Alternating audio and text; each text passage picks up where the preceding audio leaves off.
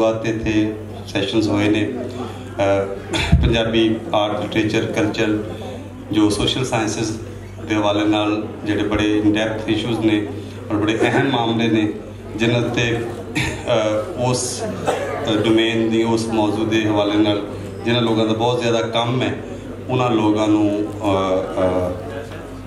असीं बुलाया। पहले भी एक पंजाबी प्रोज के उत्ते कि उहदी की हालत है, इसी तरह पंजाबी फोक के उत्ते सैशनस हुए, इसी तरह मिसिसिज्म के तसव्वुफ के हवाले नाल भी सैशनस ने। तो यह जिहड़ा सैशन है ये पंजाबी मीडिया एंड फिल्म है। उसने जनाब प्रोफैसर तारक दताला साहब को कमजदे मॉडरेट करनगे अज के सैशन में, तो वो अपनी निश्चित से बह गए हैं। तो साढ़े बड़े लेजेंडरी सारे नाम लेजेंडरी ने अपने अपने हवाले नाल, ते साढ़े मतलब हुण तो मैं कि मेरे तो अंदरों अंदर ही बड़े बजुर्ग भी ने, मित्र भी ने, इन्हां नाल मेरी बड़ी रूहदारी भी है, बड़ी गहरी यारी भी है, तो बहुत प्यार भी है। तो सब जानते हैं जिन्हें साढ़े मतलब एक वेला सी, इन्हां दा क्रेज सी, इन्हां दा एक टाइम सी, अंधेरा उजाला ते डायरेक्टर हवलदार जनाब मानयोग इरफान खुर्शीद साहब, उन्होंने कहांगा कि वो एज ए पैनलिस्ट तशरीफ लियान। उन्होंने होर भी कई नाम ने, उंज भी सोच सियाणप और विजडम वाले इस काम दे इस मामले की जिसने गल कर रहे हैं वो अथॉरिटी ने जनाब इरफान खुर्शीद साहब।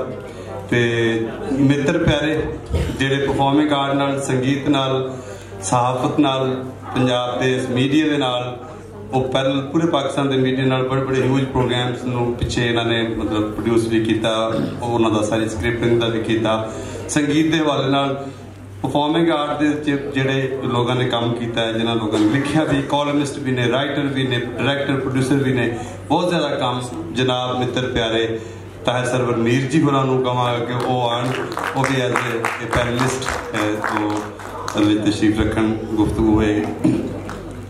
तो साढ़े लेजेंडरी साढ़े एक्टर ने पाकिस्तान के बड़ा बड़ा नाम है, बहुत माणयोग नाम है, तुसीं उन्होंने देखोगे तो उन्होंने अपने अपने खास स्टाइल के वो एक्टर ने और बड़ा ही मान उन्होंने खटिया, बहुत बड़े बड़े ह्यूज प्रोजेक्ट्स किए, फिल्मों से काम किया, ड्रामा थिएटर। जनाब नैयर एजाज उन्होंने कहांगा कि वो तशरीफ लियान, वो भी एज ए पैनलिस्ट तशरीफ इजाज नहीं। हाँ, तो साढ़े चढ़ते पंजाब तो जिहड़े कि फिल्म मेकर ने, मतलब असिस्टेंट डायरेक्टर भी ने, एसोसीएट डायरेक्टर भी ने, स्क्रिप्ट सुपरवाइजर भी ने, कुछ प्रोजेक्ट्स भी किए, थोड़ी सी शराफत के ना तो एक फिल्म बनाई, फिर एक और फिल्म पंजाब नहीं पंजाब मेरा पंजाब दोवें लफ्ज़ों के फर्क के उत्ते इन्हां दा काम है, तो उसकी एक्सप्रैशन के उत्ते या उसके पूरे फिनोमिने ते इन्हां दा काम है। फिर वो बहुत सारे राइटर भी ने, लेखक ने, क्रिटिक ने, पारख ने और शायरा भी बहुत खूबसूरत ने। साडे इत्थे अपने एक विआह के सिलसिले च लाहौर च तशरीफ लाए सन, लेकिन है कि उधर पंजाबी फिल्म पंजाबी थिएटर के उत्ते भी इन्होंने काम किया है, उसके हवाले नाल भी इन्हां दा बड़ा काम है। तो बड़ी नौजवान पीढ़ी नाल इन्हां दा ताल्लुक है। साडे कोल आए ने चंडीगढ़ भी है, वैसे तो बिल्कुल अगवान जो फिरोजपुर रोड जिहदे ते असीं खड़े हैं, ये जी सड़क इन्हां दे पिंड जाती है, ये फिरोजपुर दी है, ये उधरों आई है। तो साडे लई खास मुहब्बत इन्हां दी कि आए, असीं पूरे मान दे नाल पूरे दिली स्वागत दे नाल इन्हां नूं कहांगे कि वो भी अज साडे दे पैनलिस्ट हैं। मोहतरमा जस्सी संघा जी फिल्मां दी डायरेक्टर भी ने, ते फिल्म के हवाले के नाल सिनेमे के हवाले के नाल भी इन्हां दा बड़ा काम है। और अगों ऑनवर्ड अजकल बॉम्बे शिफ्ट हो गए ने, उत्थे डायरेक्ट कर रहे हैं फिल्मां नूं, ते साडे नाल ने।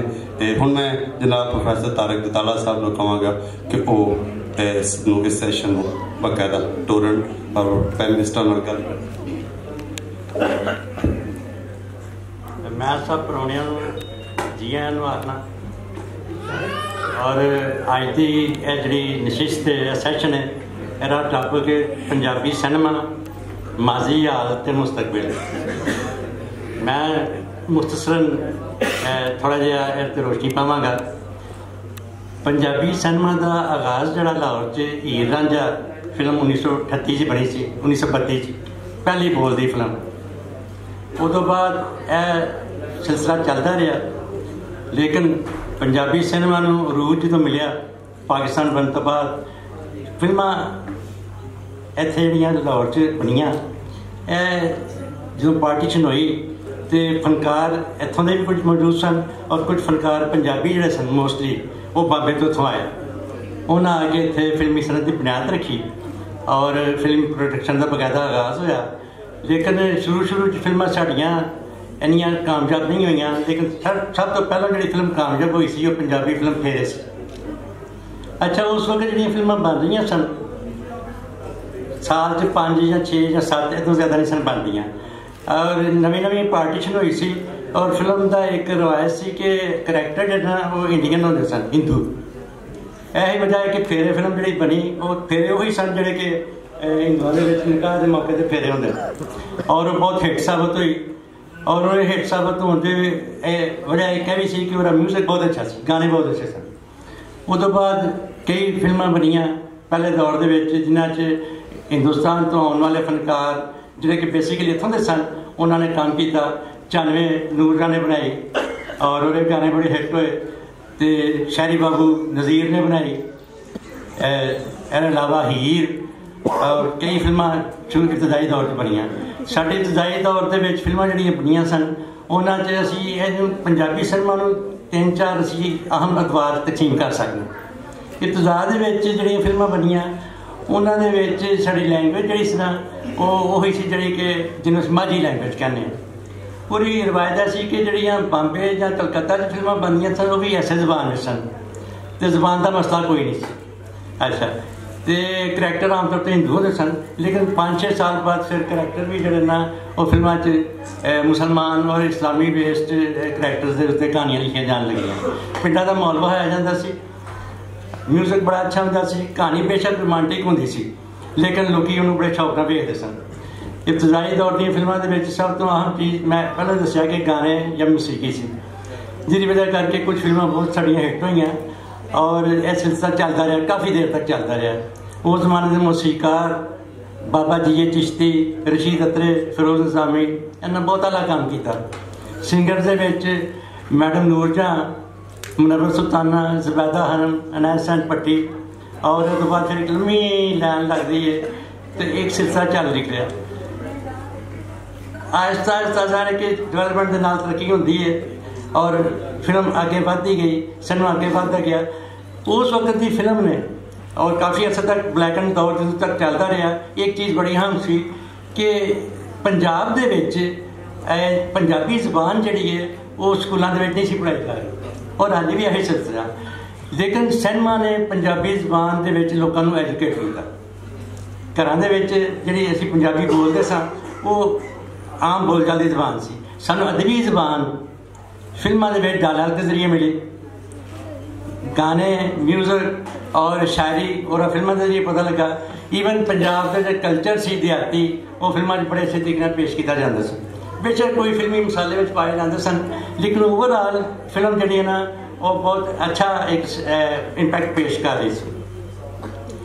और जब सिलसिला काफ़ी देर तक चलता रहा, बेशुमार हीरोइन से हीरोइन आए, मुसर्रत नज़ीर तक दौर आया, बहार बेगम का, नगमा का, फिर रानी का, फिरदौस का, अंजुमन का, यह सिलसिला चलता रहा। और फिल्मां हर टॉपिक पर बनिया पंजाब के सूरमावां ते बनिया, मसन पंजाबी रवायात, कल्चर और पंजाबी फोक लोर और रुमानी दास्ताना, ये आम लोगों को सवाए सिनेमा तो होर कितों कोई जरिया नहीं सी कि सानू पता लगता। दुल्ला भट्टी हीरो और तो पिक्चर बनी, सानू सब पहली बार पता लगा कि पंजाब का हीरो दुल्ला भट्टी। इसके अलावा मतलब है कि दसना मैं चाहना कि पंजाबी फिल्म ने बहुत अरूज का जमाना वेख्या, फिर VCR का जमाना आया, सिनेमा टुटने शुरू हुए, लेकिन इसके बावजूद फिल्म चलती रही और पैरेलल फिल्मां चलदियां रहियां। मसलन कुछ फिल्मां उस सन जिहड़ियां जराइम ते सन, तशद्दुद ते सन, लेकिन इहदे नाल कुछ फिल्मां वो भी सन जिहड़े मज़ाक सन, म्यूजिक दे सन। मसलन मौला जब कामयाब हुई, बहुत हिट हुई, लेकिन नाल फिर सारा साहब भी कामयाब हुई, साहब जी भी कामयाब हुई। तो यह फिल्मां असी लोग हाले तक भुले नहीं, लेकिन आहिस्ता आहिस्ता होया है कि साडी जी इंडस्ट्री है ना वो VCR के आने बैरूनी कल्चर के आने इंटरनेट के आने और कई बैरूनी और अंदरूनी जराए की वजह करके सवाल का शिकार होने शुरू हो गए। और हम तो यह निकलिया कि यह मौजूदा सदी जा रही 21वीं सदी ये सिवाय 3-4 फिल्मों के नसल मजादन बन गई है, मुहब्बतां सच्चियां बन गई है, जिले शाह बन गई है, इश्क खुदा बन गई है। इन 4 फिल्मों के अलावा 21वीं सदी कोई दूसरी फिल्म नुमाया नजर नहीं आती। इस सनियादे की रोशनी के मैं अपने मजहब मेहमान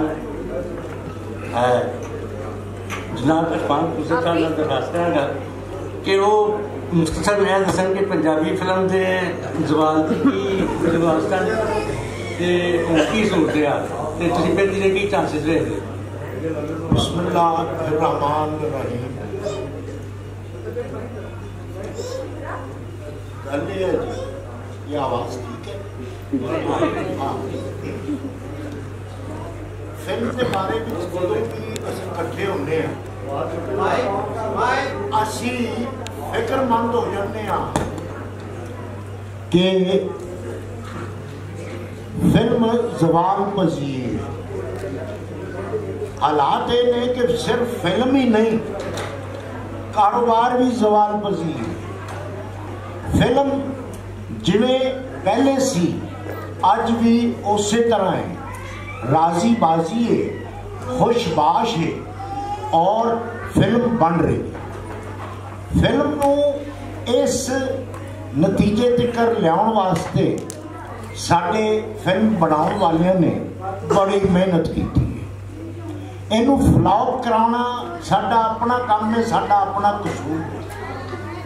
सब तो पहली गल जिहड़ी है जी कि पहले जिहड़ियां फिल्मां बनदियां सन वो लोग फिल्मां बनाउंदे सन जिहदे विच बुनियादी चीज़ कहानी हुंदी सी। बदराओं ते जे महल भी बना लीए तो वह महल किसी काम का नहीं होता, वो बो आती रहती।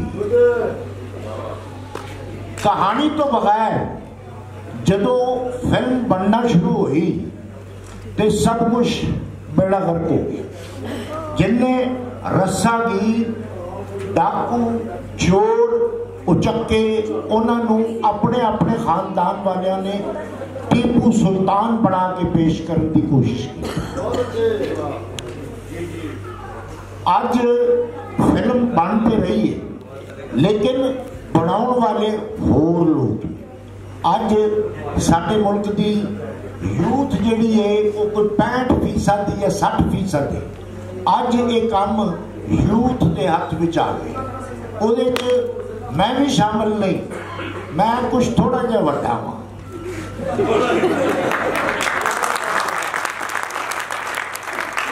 लेकिन अल्हम्दुलिल्लाह जी मैं इस फील्ड अपने बच्चों को दाखिल करवा दिता इस करके कि मेरे नज़दीक ये काम बहुत मुकद्दस है और मैं इस गल का इजहार करना वा कि मैं खानदानी मिरासी हाँ।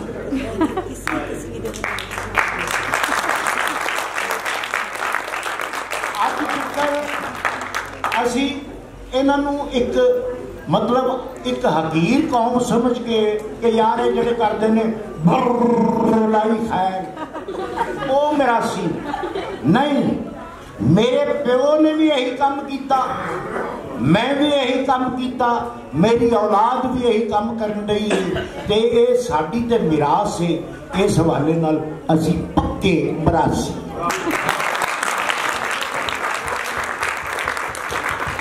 और मैं कोई शौकिया अपनी औलाद करा दिता, मैं फौज च भर्ती करा दिता, पर नहीं मैं उस काम च उन्होंने भर्ती कराया जिहड़ा मैं करना सा, मेरा प्यो करता सी। ते अल्हम्दुलिल्लाह मैं खुश हाँ कि मेरी औलाद भी वही काम कर रही है। वो किहो जिहा काम कर रही है, इसका फैसला मैं करने वाला कोई नहीं, तुसी आप जानते हो, आप समझते हो। मेरे बेटे ने इस दौर विच मंटो वर्गी फिल्म बनाई। मेरी बेटियां भी इस फील्ड आ गई ने, वो शादीशुदा ने, अपने अपने घरों दियां ने, क्योंकि मैं धी ते पुत्र च कोई फर्क महसूस नहीं करता। इस करके मैं